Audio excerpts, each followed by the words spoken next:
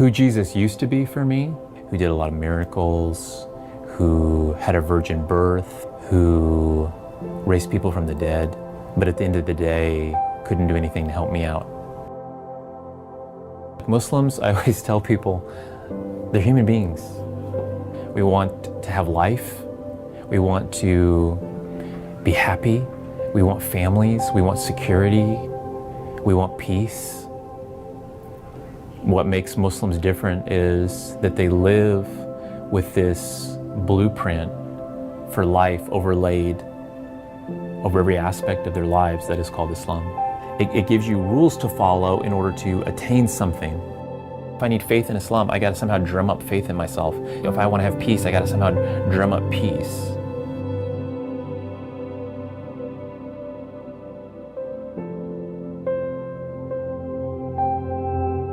I was so sure that I was a holy guy and that my good works that I was doing were sufficient, that God looked on me favorably.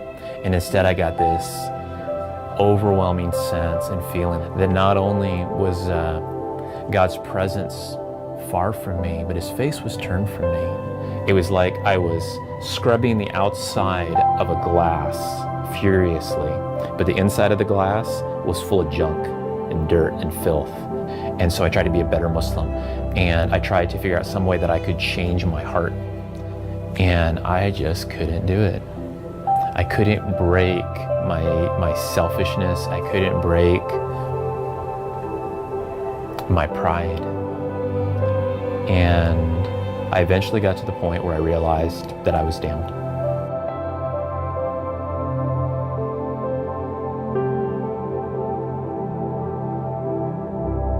Hearing, the Bible preached week after week was interesting. Some things that they preached that were similar enough to Islam, I thought, wow, these Christians are so close. Other things, I thought, wow, they're so way off base. No wonder they're all going to hell. But one Sunday, the pastor was preaching on the cross. And so for me, this was like huge. Like this is the core of what's wrong with Christianity, that you believe that God could become a man. And this voice popped up and said, wouldn't it be nice if the gospel was true? Wouldn't it be nice? This is a Christian fairy tale. I already know all the reasons why the gospel isn't trustworthy as it's presented in the Bible. But a part of me at that moment thought, I wish that the gospel was true. How can I ever believe that my God, whose honor is above reproach, would allow himself to be mocked, to be spit on, to be beaten, brutally tortured, and then stripped and nailed to a cross in full view of the public? God forgive me for even thinking, for considering this blasphemy. The God that I knew from the Quran would never do that. He would never have suffered on the cross like that. He never would have endured everything leading up to the cross. So if this is really the truth, and this is what I have to understand and believe in order to be saved, then I need you to show up and tell me, or do something, or give me a sign, anything. He instantly gave me a vision. All I could see in front of me was this rocky hill, and I saw this man being crucified.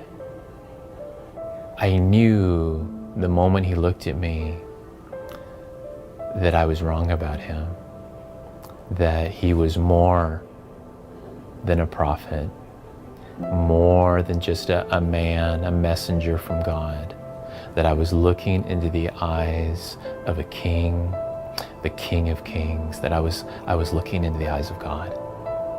There's all of my sin that I couldn't get to, all this junk in my life that I couldn't change, I couldn't fix, all of my brokenness, all of my rebellion, all of my disobedience, all of my secret sins that only God and I knew about. And it was being poured out on Jesus.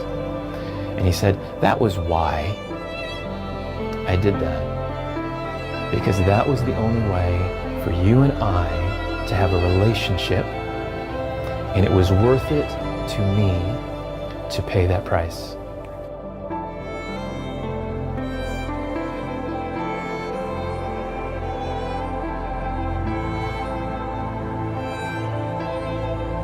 I know that I used to know so many things about religion, and that I was the guy that you came to ask questions, and I was really prideful about that. But God has humbled me and reduced me to two pieces of information that I know is fact, and this all really I have now, is that Jesus is the Messiah, Son of the living God, and that he was crucified for our sins.